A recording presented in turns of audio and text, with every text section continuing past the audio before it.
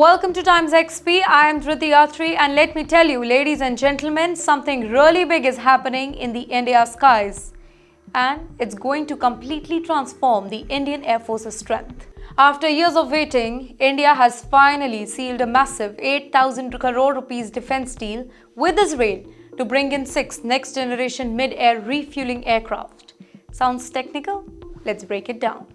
Now, for nearly 15 years, the Indian Air Force has been on the hunt for a new refueling planes.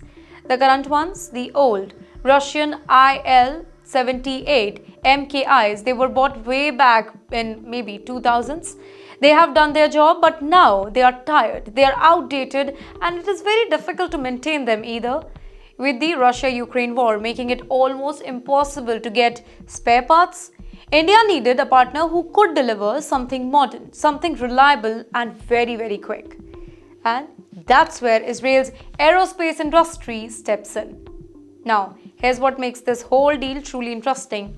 Israel's IAI won't be manufacturing brand new planes from scratch.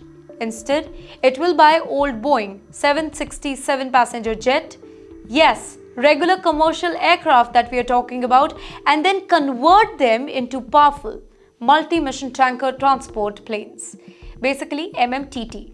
These upgraded beasts, they can refuel fighter jets mid-air, carry troops and cargoes, and even take parts in surveillance and intelligence missions if needed. Can you think about that? Think of it like giving an old car a totally new makeover. New engine, new interiors, new tech, and all of a sudden it is ready to take on Formula One. Well, that's what IAI's Bedek Aviation Group specializes in. Well, they have done this for over 12 countries and has been doing it successfully for nearly 4 decades. But you know what? The real beauty of this deal is, it's not just about importing the technology. It's about building it right here in India. Yes, you heard that right. Around 30% of the entire project will come under the Made in India program. They're promoted by our Prime Minister Narendra Modi. So basically that means Hindustan Aeronautics Limited, HAL, and several other Indian private companies will get a big slice of the work. In fact, part of these refueling aircraft could even be built, upgraded, or maybe maintained in India in the coming years. Well, that's job, technology transfer, and scale building all rolled into one. And wait, let's talk about what this means for India's Air Force. Well, these refueling aircraft are like flying petrol stations in the sky. They allow fighter jets like the Rafale and Sukhoi 30 MKI to fly for a longer duration, refueling mid-air without needing to land. So now imagine this.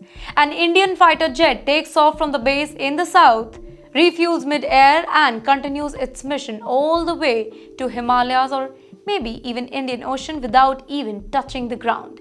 Now that's the kind of strategic reach the IAF has been dreaming of. This is not just a defense deal. It is a symbol of growing trust between India and Israel.